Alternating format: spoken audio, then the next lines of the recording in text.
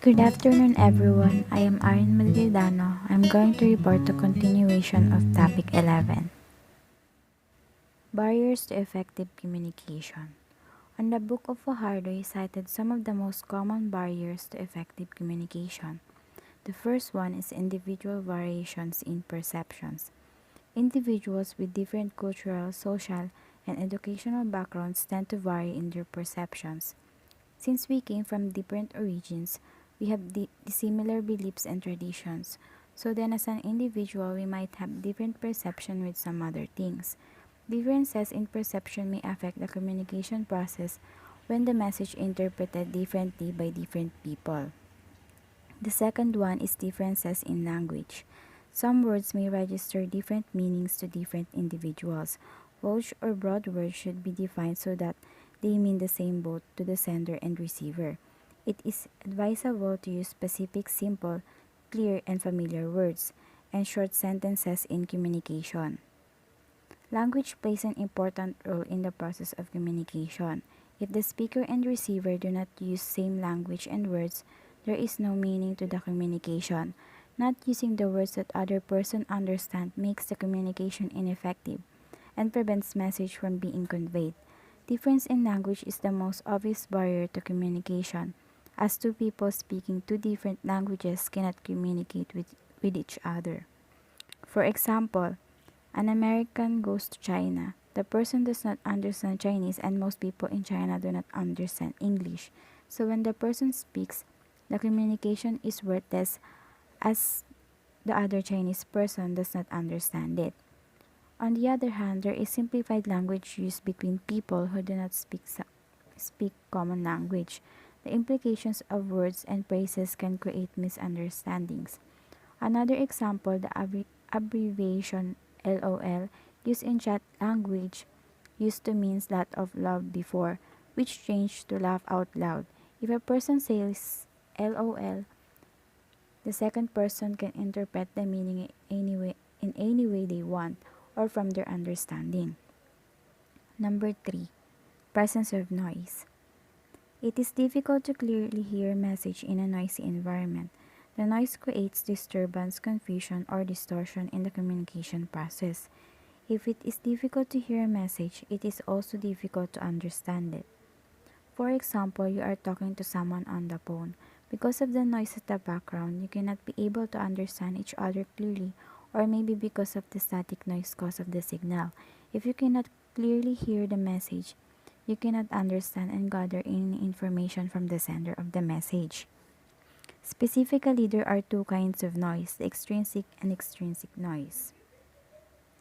Number 4. Emotional reactions. Love, hate, jealousy, anger, fear, or power strongly influence our responses to messages. We cannot react objectively to our communications with other people when we are under the influence of such emotions. For example, anger. Anger can affect the way your brain processes information given to you. Angry people have difficulty processing logical statements, limiting their ability to accept explanations and solutions offered by others. Number 5. Verbal communication inconsistent with nonverbal communication. This means words are not supported by actions.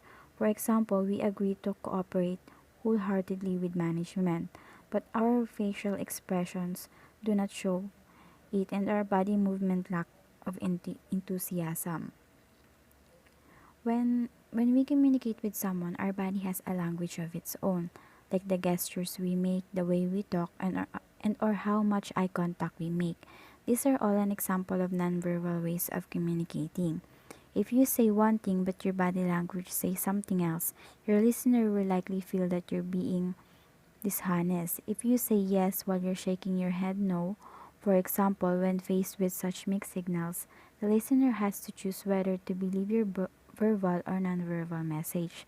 Since body language is a natural unconscious language that broadcasts your true feelings and intentions, they likely choose the nonverbal message.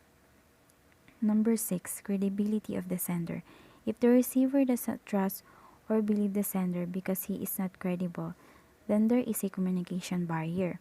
The receiver of the message or of the information would not believe if the sender is not accredited. If the sender is lack of credibility or untrustworthy, the message will not get through. The receiver might get suspicious to the sender. We have types of organizational communication. The first one is vertical communication. This refers to the downward and upward communication in an organization. Downward communication comes from top management passing through middle management down to the employees. Its objectives are to inform, instruct, direct, advise, and evaluate subordinates, while the upward communication process is a purpose is to provide information to higher management regarding activities, conditions, and problems at the lower levels of the organization. Vertical communication is likely to be inaccurate and incomplete. As communication passes through the various levels of the organization, the messages are filtered, modified, or doctored. It is one of the disadvantages of vertical communication, which is the loss or distortion of information. Information may be falsified by the employees to maintain long channels, so through this, information may lose its originality. The second one is lateral communication. It takes place between and among departments in an organization. This type of communication provides a direct medium for coordination and problem solving in an organization. In addition, lateral communication cements personal relationship among peers, which enhances employee satisfaction.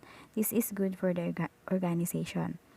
Lateral communication is informal. It is among friends and peers. Top management encourages such communication because it can depend on it for accurate information, which is vital to management, unlike in upward communication where there are social and psychological inhibitions on the part of the subordinates.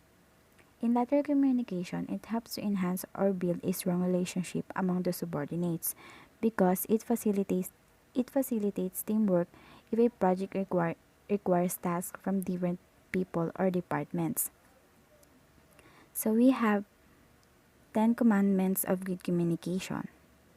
The American Management Association Incorporation drafted the 10 Commandments of Good Communication, which are designed to improve the skills of managers in communicating with their superiors, subordinates, and associates.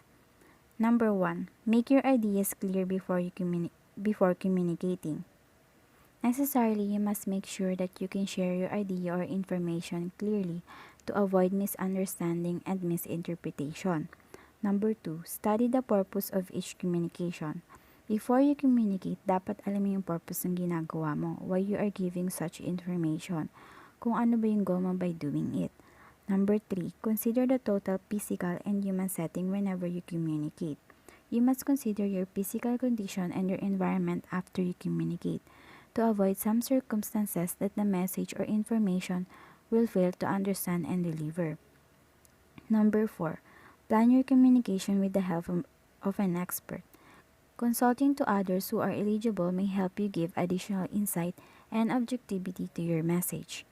Number 5, be aware of your voice, expression, choice of words, content of your message, among others, while you communicate.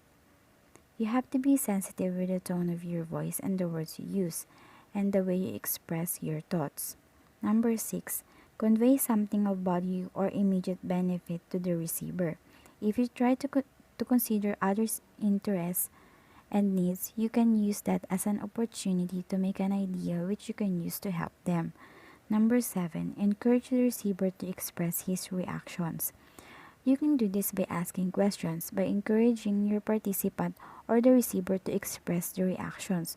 So then you will know if they understand the message you give and if it's helped them. Number 8, your communication should be consistent with long-range interests and goals. For example, communication designed to improve performance or morale are valuable in handling present problems. Yet they also serve a useful future purpose by promoting long-run organization efficiency. Number 9, support your communication with actions. That is, do what you say. I have mentioned earlier on how important our body language when we communicate. We have to be sure our actions support our communication. because when they don't, they can generate tension, mistrust, and confusion. Lastly, number 10, be a good listener. There are actually ways on how to be a good listener, and some of it are very common. Being a good listener, you have to show respect, you have to focus and behave when someone is speaking. You can also ask questions if there are things you can't understand or there are things you want to clarify. So that's all. Thank you for listening.